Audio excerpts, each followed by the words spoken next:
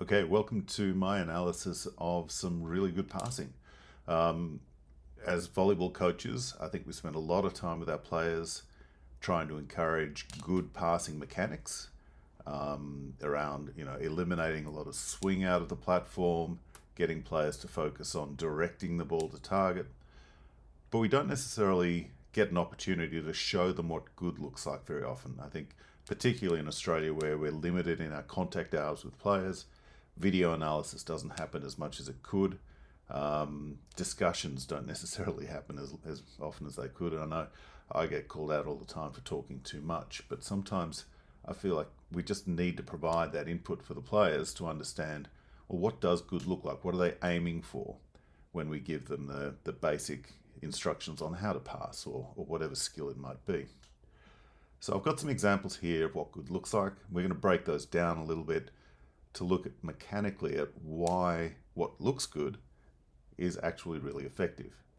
Now this first video is Molly Richardson, probably one of the State League's best movers and passers at the moment. So watch as she's served the ball, how quickly she moves back into six, and almost like a predator stalking its prey, she prowls and she's waiting for that ball to come anywhere near her zone of responsibility. But specifically now, keeping that movement in mind, let's look at the passing platform. So on this pass, we can see she's ready to take this ball, she's willing it to her, and pop. That platform was just set, largely held. We'll see in a second that it's not quite. So here's the first angle. And if Molly was to hold this, the ball would shoot out at pretty much the same angle and be far too shallow a pass. So she changes the platform, and now we've got a different angle of incidence, and the ball should travel on that pink line, which, funnily enough, it does. It's kind of just physics. So when we talk about the ball nose angles, this is what we mean. The ball's going to come out at a predictable angle, which might be wrong at first, but you can adapt, you can control it until you get a better and better and better pass. Now here's another example. Pop. So it kind of looks like there's swing assisting this, but let's have a look at it. There's the platform angle, and when she's finished passing the ball, her platform's still largely at the same angle, but it's been lifted up. And it hasn't been lifted up through a lot of arm swing. Let's have a look at how it really got lifted up. So here's the angle she set, and there's the line of her shoulder and her hips. And in pushing that platform up, really what she's done is moved her entire body up and forward in the line of her spine. So you can look at the new position of her hips and shoulders. It's still in that same line as they were before she contacted the ball. So that movement up and through has created a beautiful pass.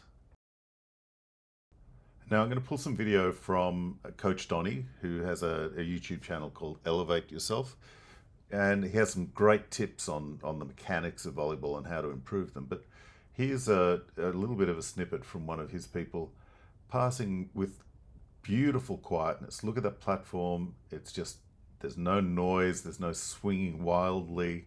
He establishes an angle and he hits it, and that ball goes where he wants. So let's have a look at this, and we stop it there. Shoulders, there's that angle, so he's leaning forwards into the ball, shoulders in front of the knees, and he drives that ball forward. Now it's really important in both of those examples to recognize they're not just standing up. We're actually lifting the entire body so that that platform can stay at the angle that we've set, which is really important, because if you just stand up and your head goes back and your shoulders go back, your platform will automatically lift, and guaranteed that ball's going to fall short of the target you'd hope to hit. So even if you had set the right angle, that lifting motion means that the angle's going to change, whether you like it or not, and you're going to miss your target. It's going to fall short. And now we'll flip again to one of America's liberos from USC, Victoria Garrick. Again, look at those shoulders in front of the knees, and that beautifully quiet platform. So there's not a lot of movement. She thinks about what angle needs to be set. She establishes that angle, holds the platform. If she's got to move, holds that platform angle. Now here's some other players, and they're doing largely the same thing. So the ball comes in and pop. So they're trying to set the angle, but they're not swinging wildly, and there's almost no motion after the contact of the ball, at least as far as the platform is concerned. We can have a look at this again. It's probably worthwhile. Just pop,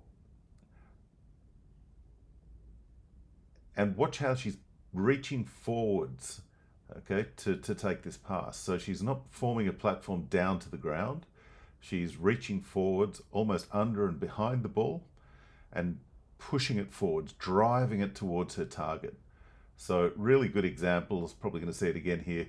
Just taking the ball and directing it, taking control of the ball. Don't be a passenger in the pass. Don't let the ball control you and where it's going to end up. You need to be very active. You need to take control of what the ball is going to do. So I hope you found that useful. Try getting those four keys. Footwork, foot movement is so important.